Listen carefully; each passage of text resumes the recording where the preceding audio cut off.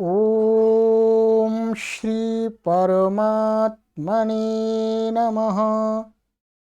ओम श्री गुरुभ्यो नमः।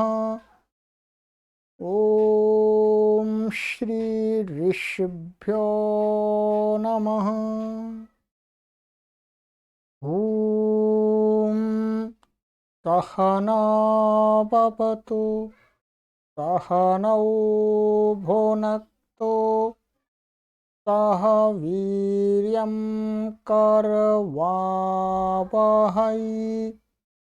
तेजस्विनावधीतमस्तु मा विद्विषावहै।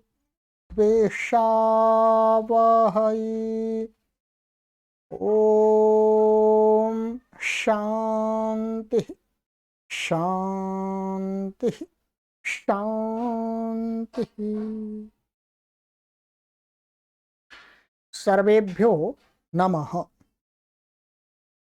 देववाणी संस्कृतं यूट्यूब चलदृश्यं प्रति भवतां भवतीनां च हार्दं स्वागतम्।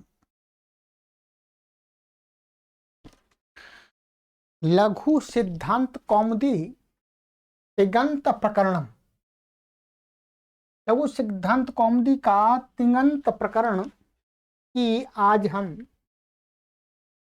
कक्षा संख्या 3 को पढ़ेंगे। 2 कक्षाएं पढ़ा दी हैं, प्लेलिस्ट में कॉलम बना दिया गया है। लघु सिद्धांत कौमुदी तिङन्त प्रकरणम, और इन सभी कक्षाओं को आप देववाणी संस्कृतम ऐप के अंदर भी पढ़ सकते हैं, देववाणी संस्कृतम ऐप की पॉलिसी के अनुसार। और अधिक जानकारी के लिए आप देववाणी संस्कृतम के इन व्हाट्सएप नंबर पर संपर्क कर लीजिएगा।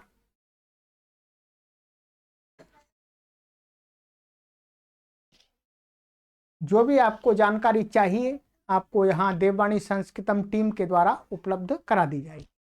ठीक है, चलिएगा। तो गत कक्षा में हमने आपको कुछ सूत्र पढ़ाए थे। एक पहला सूत्र हमने पढ़ाया था आपको, लह कर्मणि च भावे चा कर्म केभ्यः। ठीक है। दूसरा सूत्र हमने पढ़ा था वर्तमाने लट। यहां तक हम आ गए थे। हम भवती की सिद्धि करने जा रहे हैं। तो कर्तृविवक्षायाम माने कर्ता कर्तृवाच्य की विवक्षा होने पर भू और ल इति स्थिति, इस प्रकार की स्थिति हो गई, अर्थात भू और ला, लट का ला ऐसा हो गया। ठीक है। जैसा कि मैंने आपको बताया कि अभी हम इस लघु सिद्धांत कौमुदी ये सूत्रों के अनुसार कुछ सूत्रों को पढ़ते हैं, फिर इसकी पूरी सिद्धि में बाकायदा आपको यहीं पर एक क्रम से लिख करके करा दूंगा। ये सिद्धि मैं आपको दिखा देता हूं, इस प्रकार से आपको कराऊंगा। ठीक है। परंतु पहले हमें इन सूत्रों का बोध होना चाहिए कि ये सूत्र क्या कहते हैं। जैसे ये आप देखेंगे यहाँ पर, ये जैसे ये भवती की सिद्धि है। क्या है ये भवती की सिद्धि है। ये तो ये मैंने आपके लिए कॉपी पर तैयार कर दी है। कैसे कैसे क्रम से सूत्र लगेंगे ये मैं आपको आगे सभी जब पूरा पढ़ा दूंगा उस सिद्धि के सूत्रों को, तब ये आपको क्रम से यहाँ पर ये लिख के भी बता दूंगा कि आपको इस प्रकार से आगे तिङन्त की सभी सिद्धियां करनी है। ठीक है। ये सारा मैंने लिख करके इति सिद्धम भवति। ठीक है। तो ये भी आपको आना चाहिए।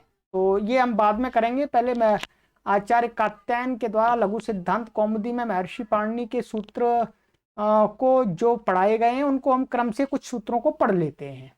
ठीक है। अब इसके बाद में जब हमारी स्थिति ऐसी हो गई, कैसी हो गई, भू और ला, अब हमें भवती बनाने के लिए क्या करना है तो इसके लिए आचार्य वरदराज महाराज जी महर्षि पाणिनि का सूत्र का एक अवतरण करते हैं। 3, 4, 78 तीसरे अध्याय के चौथे पाद का 78वां सूत्र है, ध्यान देंगे। ठीक है, आइएगा,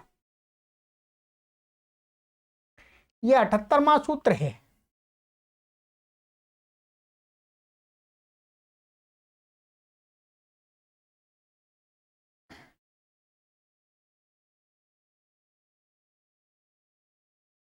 सूत्र है आपका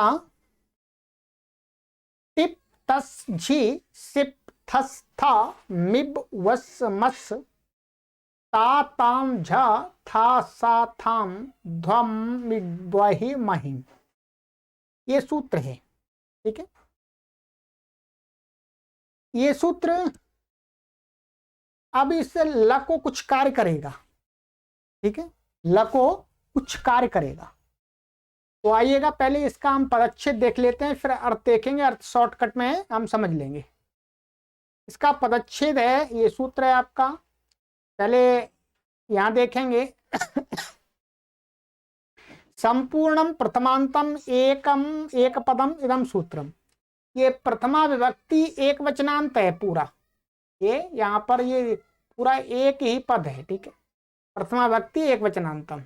इसमें अब समास है, तो समास हम देखें इसमें, तो तिप च पश्च झिश्च सिप्च थश्च, और ये आपका है हाँ थश्च, एक थस और एक थ, और समास हम इसमें करेंगे तो दोनों एक जैसे बनेंगे, पर ये थस है, ये थ है। मिप्च वश्च मश्च तश्च आतांच झश्च थाश्च आथांच ध्वंच इट्च वहिश्च महिंच, टिप तस जी सिप थस था मिप वस मस ताताम झ था सा थाम ध्व मिड वही महिं। ठीक है, समाहार द्वंद्व, ये समाहार द्वंद्व समास है इसके अंदर। ठीक है, कौन सा समास है इसके अंदर? समाहार द्वंद्व समास, क्योंकि समाहार द्वंद्व के अनेक पद हैं और वचन हैं एक। ठीक है, वचन है एक, तो इतरेतर तो नहीं हो सकता, समाहार द्वंद्व समास है ये। इस सूत्र में, ये सूत्र अपने आप में पूरा नहीं है। इस सूत्र में एक लस्य सूत्र है, लस्य अष्टाध्यायी में इसी के ऊपर एक लस्य सूत्र है, और ऊपर से प्रत्यय। प्रत्यय तीसरे अध्याय के प्रथम पाद में से आ रहा है। इनकी अनुवृत्ति आती है, ऊपर से सूत्र आते हैं इसमें ना अधिकार रूप में। ठीक है, तो इस सूत्र को और इस सूत्र को मिला करके इसका अर्थ बनेगा।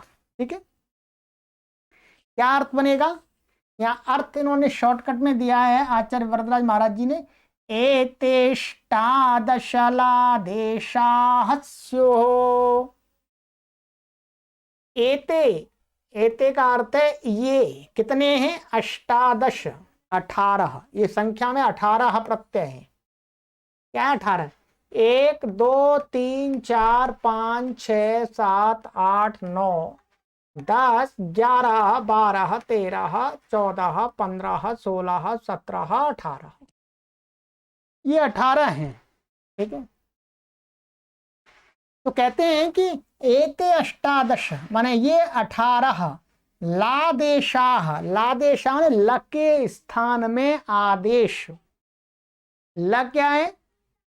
जो लकार है, लट है, लिट है, लुट है, लिट है, लेट है, लोट है, लंग है, लिंग है, लुंग है, लिंग है, इनके जो लवचता है उसके स्थान में ये आदेश होते हैं 18। 18 9 9 18 हैं। 9 इसमें आत्मनेपद के होते हैं, 9 परस्मैपद के, ये आगे बताएंगे। तो ये 18 आदेश लादेशाह स्युः माने होते हैं अथवा होने चाहिए अथवा होवे। तो अब क्या हुआ, और ये प्रत्यय होते हैं, क्या है, प्रत्यय का अधिकार है। ला भी प्रत्यय था और प्रत्यय के स्थान पर ये प्रत्यय ही होते हैं। ठीक है, तो अब क्या है, वैसे तो जिनके स्थान में होते हैं तो वो जैसे ये ल प्रत्यय था, ल के स्थान में ये होंगे तो ये भी अपने आप प्रत्यय ही हो जाएंगे। ठीक है, तो अब कहते हैं कि क्या हमारी स्थिति हो जाएगी, भू और ये ल के स्थान में ये 18 प्रत्यय प्राप्त हुए, यानी 18 आदेश प्राप्त हुए, परंतु 18 कर देंगे तो रूप बनेगा ही नहीं। यदि 18 को आदेश कर देंगे हम तो भवती हमारा नहीं बनेगा, कुछ और ही बन जाएगा। हमें बनाना सबसे पहले भवती। तो भवती बनाने के लिए हमें इसमें से एक प्रत्यय को लाना है, पर एक प्रत्यय कैसे आए, आ तो 18 रहे, क्योंकि ये सूत्र कहता है कि ये जो ला है लकार, इसके स्थान में ये 18 होते हैं, कोई एक नहीं होता है, 18 होते हैं। तो इसी का अब निश्चय करने के लिए, निर्धारण करने के लिए आगे और सूत्रों का अवतरण करते हैं आचार्य वरदराज महाराज जी, महर्षि पाणिनि के सूत्रों का। कहते हैं कि भाई चलो 18 तो प्राप्त हो गए, पर 18 नहीं करने, 18 में से एक करना है, तो एक का निर्धारण कैसे करेंगे, उसके लिए कहते हैं उसका निर्धारण करने की प्रक्रिया ये है। सूत्र संख्या 376, लाह पारस्मयी पदम, प्रथम अध्याय के चौथे पाद का 99 सूत्र है। ठीक है, सरल है। लाह, तो ये लाह प्रथम पदम में लाह षष्ठ्यंतम, लाह षष्ठी व्यक्ति एक वचनांत है, और परस्मयी पदम प्रथमा व्यक्ति एक वचनांतम, बस दो ही पद हैं इसके अंदर, समाज कुछ नहीं है। आचार्य वरदराज महाराज जी इसका अर्थ करते हैं, लादेशाह परस्मयी पद संज्ञा स्योः। ये कैसा सूत्र है, ये विधि वो संज्ञा सूत्र है, संज्ञा कर रहा है, नाम रख रहा है। कहते हैं लादेशाह, ल के स्थान में जो भी आदेश होते हैं, ल के स्थान में कौन से आदेश कहे थे, 18 प्रत्यय कहे थे, जो 18 प्रत्यय ऊपर कहे हैं लादेश, कहते हैं वो जो लादेश हैं उनका परस्मयी पद संज्ञा, परस्मयी पद नाम उनका रखना होना चाहिए, होवे अथवा होता है। अर्थात लकार के स्थान में ये जो 18 प्रत्यय हैं इनका अब नाम रख रहे हैं, इनको दूसरे एक नाम से पुकारा जाएगा, इनको परस्मयी पद है, नामकरण कर रहे हैं। ठीक है, तो 18 का वस्तुतः अभी नाम नहीं होता है, कुछ इसको अभी काटेंगे, तो उसके लिए आगे सूत्र है। ठीक है, तो लकार के स्थान में परस्मयी पद, जो लादेश होते हैं परस्मयी पद संज्ञक होते हैं। ठीक है, अब इसका कहते हैं कि जो 18 हैं उनमें से कुछ का नाम दूसरा होता है और शेष का नाम परस्मयी पद होता है। 377वां सूत्र, तंगानावात्मने पदम, 1400, वो एकदम लगातार सूत्र है। इसमें ये तंगानऊ प्रथमा व्यक्ति द्विवचनांतम, आत्मने पदम प्रथमा व्यक्ति एक वचनांतम। ठीक है, और दो पद का इसमें समास है तंगानऊ में, तो तंच आनश्च तंगानऊ, तो इतरेतर योग द्वंद्व समास है। ठीक है, तो तंग और आन, अब देखते हैं, कहते हैं अर्थ, तंग प्रत्याहार शानच कानचौ यई तत्संज्ञास्योः पूर्व संज्ञापवादः। कहते हैं तंग प्रत्याहार। जो इसमें जो तंग ले रहे हैं, तंग ये क्या है? प्रत्याहार है। कौन सा प्रत्याहार है? तो कहते हैं तंग प्रत्याहार यहां बना लिया इन्होंने, यहां पर बना लिया तंग। मानिए त ले लिया यहां से त ले लिया और यहां से ङ ले लिया, तो इन दोनों को मिलाकर के क्या बना लिया? तंग। तंग, तंग का मतलब हो गया त आताम झ, ये तीन प्रत्यय। आत आथाम ध्वम, ये तीन हो गए। इड वाहि महिंग, ये तीन हो गए। ठीक है,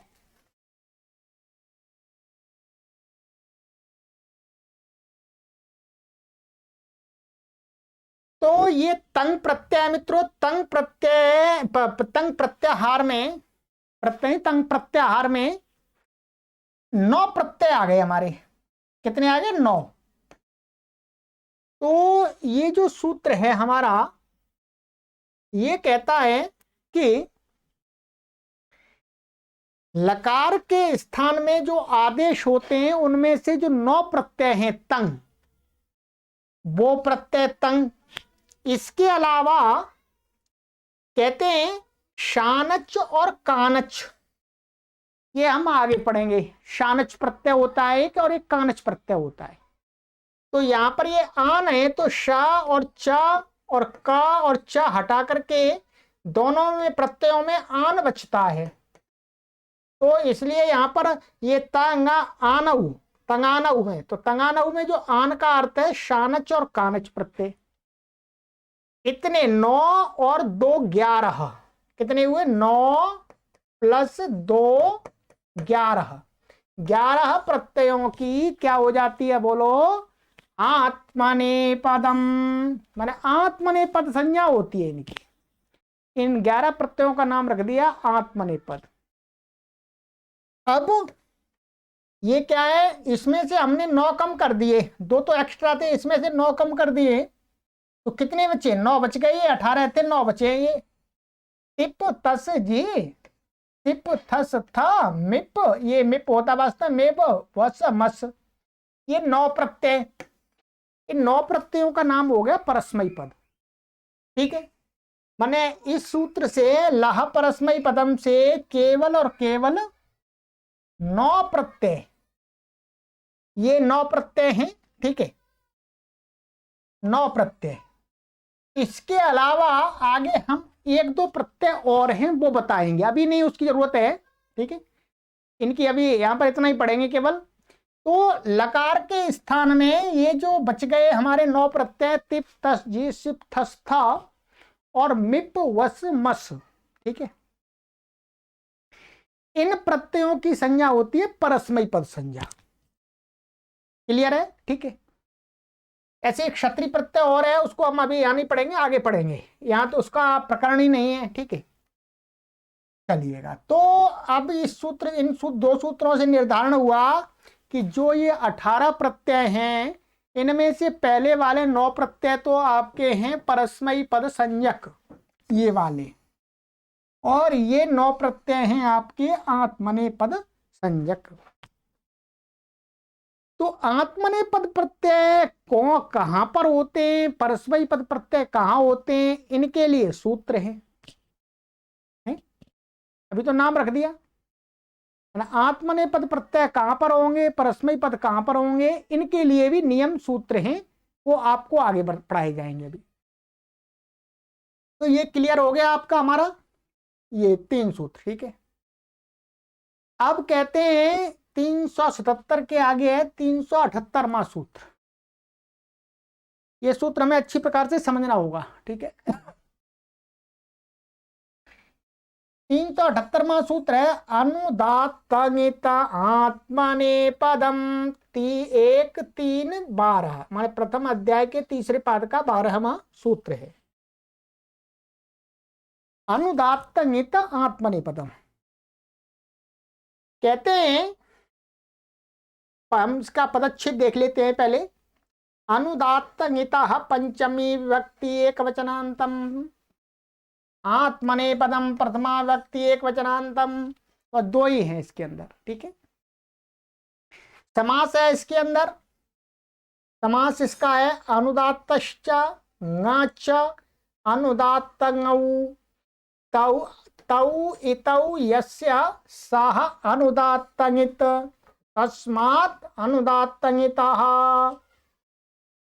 ये समास हो गया।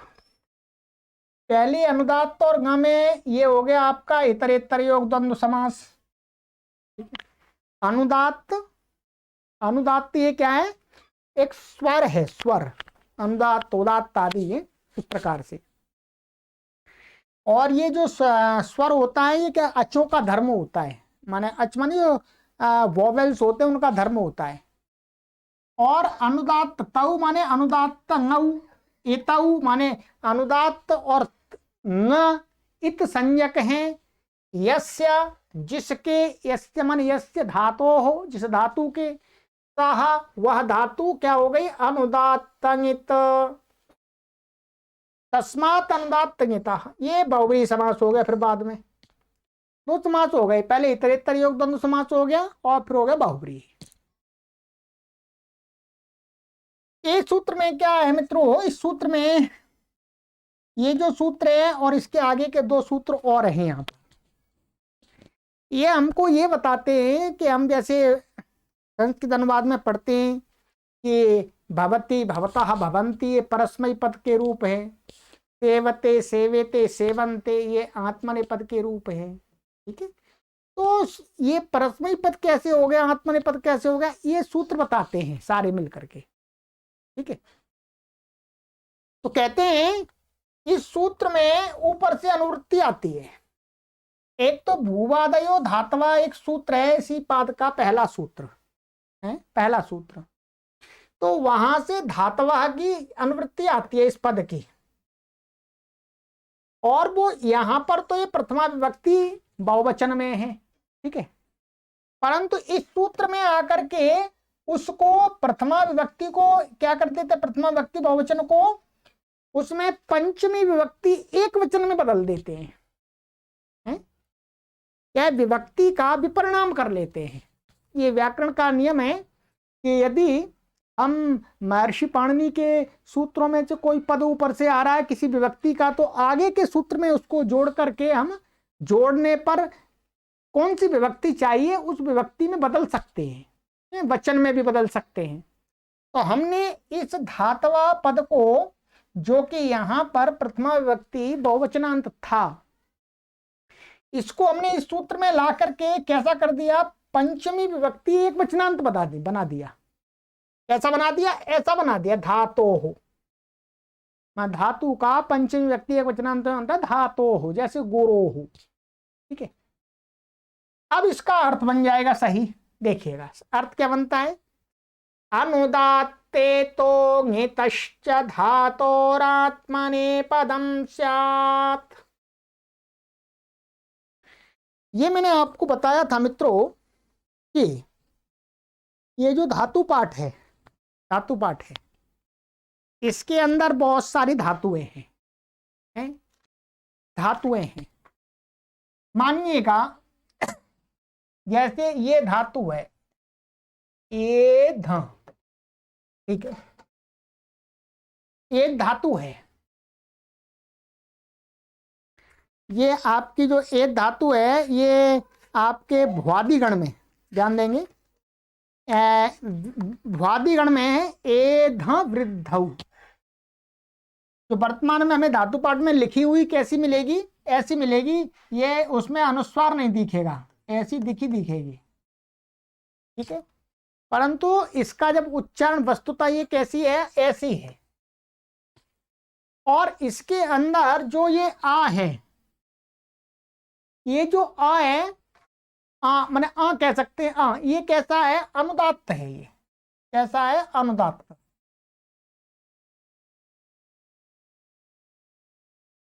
ये अनुदात्त है। ये कैसे मालूम पड़ेगा, ये परंपरा से, गुरु शिष्य की परंपरा से ज्ञात होता है। तो इसकी क्या होती है, जो ये आ है इसको हट, इसकी संज्ञा हो जाती है, उपदेशे अजनुनासिक इत। ये हमने पहले पढ़ा हुआ है संज्ञा सूत्र का।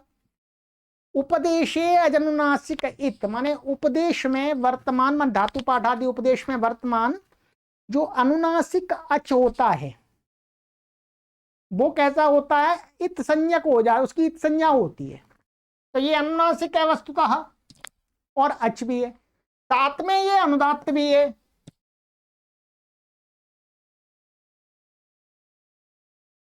क्या है, साथ में ये अनुदात्त भी है। तो अनुदात्त माने इसकी इत संज्ञा, तो ये अनुदात्त धातु हो गई। ठीक है, इसी प्रकार से धातु पाठ के अंदर कई धातु ऐसी हैं, जैसे एक शींग धातु है। क्या है, शींग, शींग धातु है ये, इसके हलंत्यम से ङ की इत संज्ञा हो जाती है। तो ये शी धातु, शींग धातु कैसी है, नित है, ङ इसका इत संज्ञक है।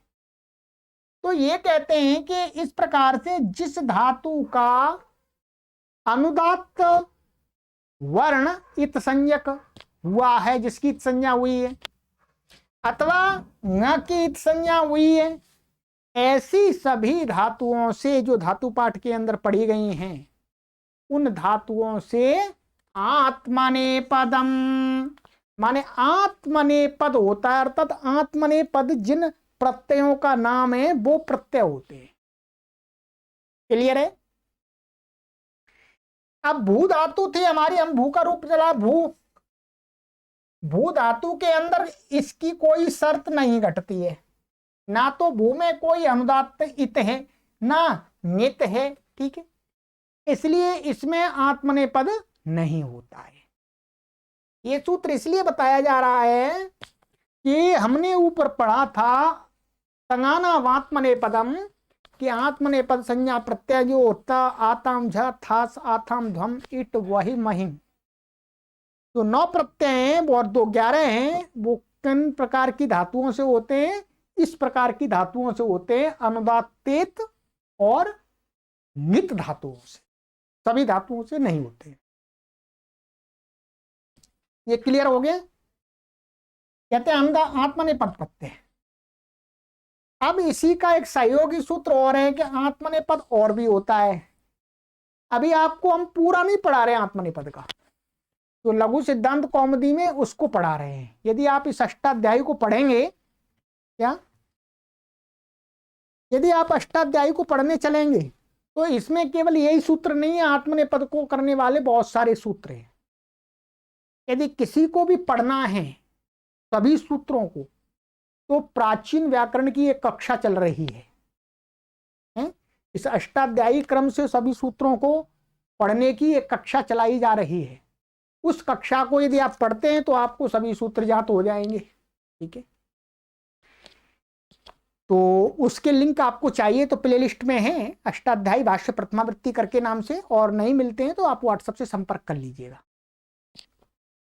तो दूसरा एक आचार्य वरदराज महाराज जी आत्मनेपद करने का सूत्र और निकाल लाते हैं कि और किन से आत्मनेपद होता है, तो कहते हैं 379 वारिता कर्तृभिप्राये क्रियाफले 1-3-72, माने प्रथम अध्याय के तीसरे पाद का 72वां सूत्र है। आइएगा इसका पदच्छेद देख लेते हैं पहले। पदच्छेद है इसमें, वारिता इता पंचमी विभक्ति एकवचनांतम, कर्तृभिप्राये सप्तमी विभक्ति एकवचनांतम, क्रियाफले सप्तमी विभक्ति एकवचनांतम। ठीक, सरल है, कुछ विशेष नहीं है इसमें। ये लिखा हुआ स्वरिता पंचम्यंतम, कर्तृप्राय सप्तम्यंतम, क्रियाफले सप्तम्यंतम, और 3 पद का समास इसमें देख लीजिएगा। स्वरितश्च ञच स्वरितञ्। ठीक है, तौ इतौ यस्य स स्वरित इत, तस्मात् स्वरित इतः। जैसे हमने अभी अनुदात्त की बात पढ़ी थी, वैसे ही क्या है, दूसरा स्वर होता है स्वरित। तो स्वरित माने स्वरित है, स्वरित वर्ण की इत संज्ञा की गई है जिसमें, वो स्वरित हो गया। और ऐसे ही जिस धातु के अंत में, बहुत सारी धातुओं के अंत में क्या है, इया, इया लगा हुआ है, जैसे ये है क्रिया, ये क्रिया धातु है, तो क्रिया में इया इसकी संज्ञा होती है, तो ये क्या हो गया, इंत होगा। तो स्वरितश्च स्वरित, स्वरित वर्ण और इया, इसको कहा है स्वरित। और ये द्वंद्व समास हो गया, इतरेतर द्वंद्व। तौ इतौ यस्य स स्वरित इंत, और ये वर्ण है इत संज्ञक जिन धातुओं के, तो वो धातु क्या कहलाती है, स्वरित इत। तस्मात ये बहुब्री समास हो गया इसमें। तो कोई पूछेगा आपको ये धातु कैसी है, तो हम कहेंगे ये धातु कैसी है, इत है। ये कैसी है, इत। ठीक है। एक पच धातु है, पाचा डो पच शपा के, बहुत सारी धातु हैं, हम ऐसे लेते हैं, डो पाचा श, ऐसी है। ये धातु कैसी है, इसका जो ये आ है स्वरित है, इसकी संज्ञा हो जाती है, सबकी संज्ञा हो जाती है, इसकी भी हो जाती है, डू की पच बचता है। कोई पूछे पच धातु कैसी है, तो हम कहेंगे स्वरित है, इसमें स्वरित आखी संज्ञा हुई है, इसलिए स्वरित धातु इसको कहेंगे स्वरित। ठीक है। अब आ जाइए, मोटी मोटी भूमिका बन गई। कर्तृभिप्राय, इसका अर्थ हमें देख लीजिएगा। कर्तारम अभिप्रैति गच्छति इति कर्तृभिप्रायम फलम, तस्मिन् कर्तृभिप्राये। कर्तारम माने क्रिया का जो कर्ता, उस कर्ता को अभिप्रैति माने गच्छति माने प्राप्त होता है। क्या प्राप्त होता है, क्रिया का जो फल है वो उस क्रिया को करने वाले कर्ता को प्राप्त होता है, प्राप्त होना। तो क्या है, वो क्या हो गया, का जो फल है वो कर्तृभिप्राय, कर्तृभिप्रायम। ठीक है। कर्तारम अभिप्रैति यत्, कर्तारम अभिप्रैति अर्थात गच्छति यत् फलम तत्फलम कर्तृभिप्रायम फलम, माने ऐसी क्रिया जिसका फल कर्ता को मिलता है, वो फल क्या कहलाता है, कर्तृभिप्रायम फलम, तस्मिन् कर्तृभिप्राये फलम। ये सिद्धि करते हैं तो वहां पर होता है। ठीक है। बस आप इसको कर्तृभिप्राय का अर्थ है, कर्तृभिप्राय माने कर्तृभिप्राये फले। ये यहां पर ये वास्तव में आगे आ रहा है, उसका संबंध आगे है, क्रिया फले, क्रिया फले के साथ में अपने आप संबंध लग जाएगा। ठीक है। तो कर्ता को आगे क्रियाया फलम, क्रिया फलम तस्मिन् क्रिया फले। क्या है, क्रिया का फल, क्या है, क्रिया का फल। क्रिया का फल होता है जैसे खाना क्रिया का फल क्या है, भूख को शांत करना। पीना क्रिया का फल क्या होता है, जल का पीना का प्यास को शांत करना। ठीक है। तो कहते हैं स्वरितयिता कर्तृभिप्राये क्रिया फले, क्रिया फल माने क्रिया का जो फल, और वो क्रिया का फल कैसा होना चाहिए, कर्ता को अभिप्रेत में कर्ता को प्राप्त होता हो, ऐसा फल होना चाहिए। तो ये क्या है, आपस में विशेष्य और विशेषण है। ठीक है। ये विशेष्य है और ये इसका विशेषण है। ठीक है। दोनों में सप्तमी है। चलिए अब आ जाइएगा, अब अर्थ देख लेते हैं। इस सूत्र में भी ऊपर से धातु की अनुवृत्ति आती है, वही वाली बात है धातु, और इसमें भी क्या है, जो धातवा भूवादयो धातवा से धातवा जो पद है उसको यहाँ पंचमी व्यक्ति एक वचन में बदल करके क्या हो जाएगा, धातो हो, ऐसा हो जाएगा। आइएगा अब अर्थ देख लेते हैं। स्वरिते तो इतश्च धातोरात्मने पदम स्यात् कर्तृगामिनी क्रिया फले। एकदम बहुत स्पष्ट अर्थ का, माने स्वरित माने जिस धातु का स्वरित इत संज्ञक है वैसी धातु, इतश्च जिस धातु का ञ इत संज्ञक है ऐसी धातु, धातु से आत्मने पदम स्यात् माने आत्मने पद होता है, माने आत्मने पद के प्रत्यय होते हैं। कब कहा कर्तृगामिनी क्रिया फले, माने क्रिया फले, क्रिया का फल माने धातु है, धातु माने क्रिया, क्रिया का फल, क्रिया का फल कैसा होना चाहिए, कर्तृगामिनी माने कर्ता को प्राप्त होने वाला, माने कर्ता को ही मिलता हो। जैसे जैसे एक पच है, हमने क्या ले लिया जी, पच ले लिया। पच का अर्थ होता है पकाना। क्या होता है, पकाना, भोजन आदि पकाना। कोई व्यक्ति जो पाचक होता है, जो कुक होता है, रसोईया होता है, वो भोजन पकाता है। वो किसके लिए पकाता है, मुख्य रूप से वो पकाता है दूसरों के लिए। और कोई व्यक्ति होता है, वो भोजन, मानिएगा मैं भोजन पका रहा हूं, तो भोजन अपने लिए पका रहा हूं मुख्य रूप से।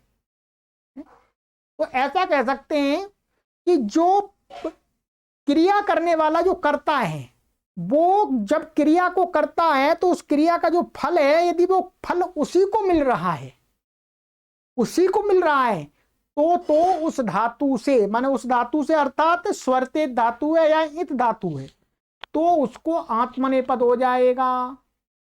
और क्रिया का फल कर्ता को नहीं मिलेगा, तब उसको परस्मैपद हो जाएगा, अपने आप निकल के आ जाती है ये बात।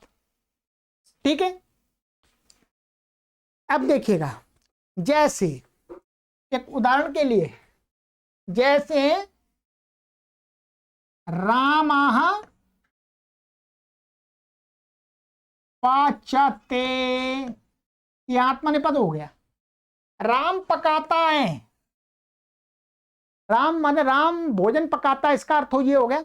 तो यहां आत्मनेपद होने से हमको ज्ञात होगा कि ये जो राम पका रहा है वो अपने लिए पका रहा है। पकाना क्रिया का जो फल है, भोजन की प्राप्ति, वो इसको ही, राम को ही होगी। और जब हम कहेंगे रामाः पचति, इसका अर्थ होगा राम भोजन अपने लिए नहीं, दूसरों के लिए पका रहा है। स्वयं भी खा सकता है, परंतु मुख्य रूप से दूसरों को खिलाने के लिए पका रहा है। ठीक है, तो ये बात हमें कहां ध्यान रखनी होगी कि स्वरिते धातुएं हैं और इत धातुएं हैं, उनमें ये नियम काम करेगा। सब धातुओं में काम नहीं करेगा। सब धातुओं मत लगाने लग जाना कि सब धातुओं का विक्रिया का फल कर्ता को मिल जाए तो आत्मनेपद करना ही नहीं। स्वरिते धातु और इत धातु ये आपको कैसे ज्ञात होंगी, ये ज्ञात होंगी इस धातु पाठ में बताई गई है कि ये स्वरते धातु है, इत धातु है, ये उदात्त धातु है, अनुदात्त धातु, सभी बताई गई है। ठीक है, चलिएगा, ये हो गया आपका। तो 25 ये हो गया। तो अब हमने ये तो उदाहरण अपनी तरफ से दिए हैं। तो यहां पर अभी हमें कुछ इसका नहीं करना, इसको आगे समझ में आएगा। ये पर ये क्या है, आत्मनेपद को बताने वाला सूत्र है, इसलिए हमने यहां पर इसको लिया है। तो ये हो गया आपका, एक तो अनुदात्त धातु और गित धातु से आत्मनेपद होता है, चाहे क्रिया का फल कर्ता को मिले चाहे नहीं मिले, सामान्य रूप से।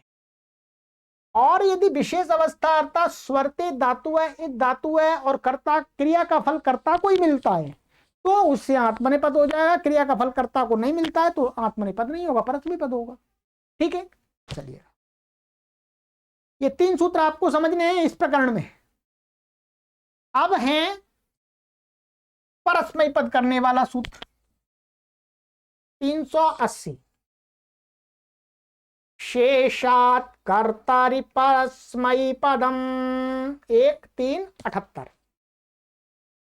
एक ही प्रकरण है, बहुत सारे सूत्र हैं। यहाँ पर आप अष्टाध्यायी देखेंगे तो ये अष्टाध्यायी में कई सारे सूत्र हैं। मैं आपको पढ़ के भी बता देता हूं जब आपकी इच्छा हो रही है जानने की। तो देखिएगा, इसमें आत्मनेपद और परस्मैपद करने के प्रथम अध्याय के तीसरे पाद के 12वें सूत्र से लेकर के 12वें सूत्र से लेकर के 93वें सूत्र तक का मतलब क्या होगा, 81 सूत्र। 81 माने 11 आप इसमें कम कर दीजिएगा, 11 सूत्र आप इसमें कम कर देंगे, 82 82 सूत्र हैं आत्मनेपद और परस्मैपद करने के लिए। परंतु ये लघु सिद्धांत कौमुदी है तो सभी नहीं पढ़ रहे हम। आप प्राचीन व्याकरण की कक्षा में इन सभी सूत्रों को मैंने पढ़ा दिया है, आप वहां पढ़ सकते हैं। ठीक है, पूरा पढ़ा दिया है डिटेल में। ठीक है, तो शेषात् कर्तरि परस्मै पदम, तो शेषात् पंचम्यंतम एकवचनांतम, पंचमी व्यक्ति एकवचनांतम, कर्तरि सप्तमी व्यक्ति एकवचनांतम, परस्मै पदम प्रथमा व्यक्ति एकवचनांतम। बस 3 ही पद हैं, इसमें कोई समास नहीं है। इस सूत्र में भी भूवादय धातवा से धातवा प्रथमांत पद को पंचमी में एक वचन में बदल करके धातो बना लेते हैं, उसकी अनुवृत्ति लाते हैं। अर्थ क्या होगा? आत्मनेपद निमित्त हीनात् धातोः कर्तरि परस्मै पदं स्यात्।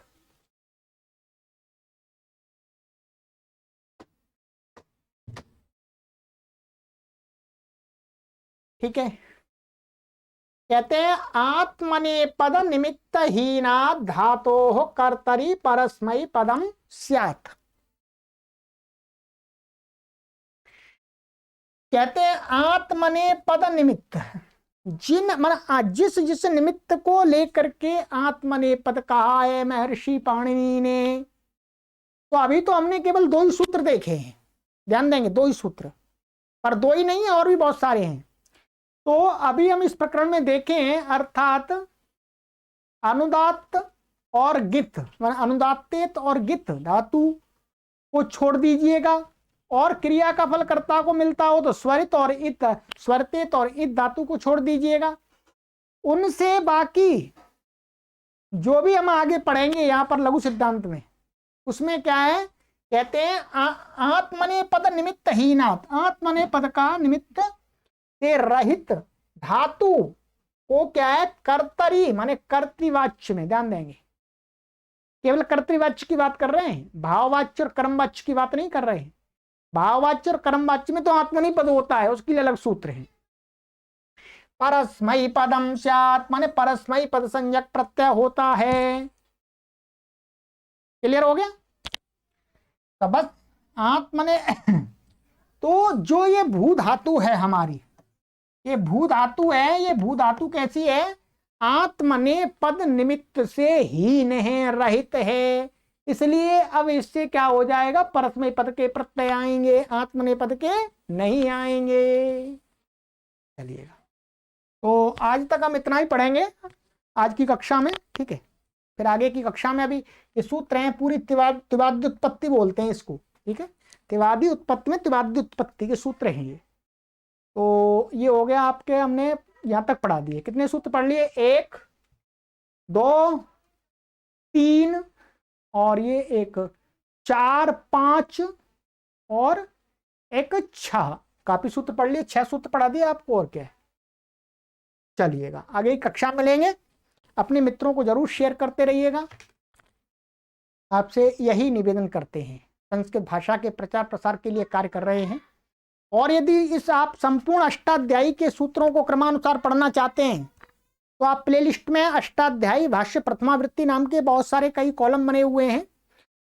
यदि आज की डेट में मैं आपको बताना चाहूँ तो लगभग इसकी मैंने 600 कक्षाएं पढ़ा दी हैं, 600 कक्षाएं। तो परंतु ये लघु सिद्धांत कौमुदी को पढ़ा रहे हैं। जो लघु सिद्धांत कौमुदी को ही पढ़ना चाहते हैं उनके लिए एक कक्षा है, और जो संपूर्ण अष्टाध्यायी को पढ़ना चाहते हैं क्रम से, उनके लिए वो कक्षा है। अब ये आपके ऊपर निर्भर करता है कि आप क्या पढ़ना चाहते हैं। दोनों पढ़ना चाहते हैं, दोनों आपके लिए हैं। एक पढ़ना चाहते हैं कोई, तो एक आपके लिए है, और एक भी नहीं पढ़ना चाहते हैं, फिर हम क्या कह सकते हैं। चलिएगा, पढ़िएगा पढ़िएगा पढ़िएगा, अपने मित्रों को जरूर जोड़ते रहिएगा। सर्वेभ्यो नमः।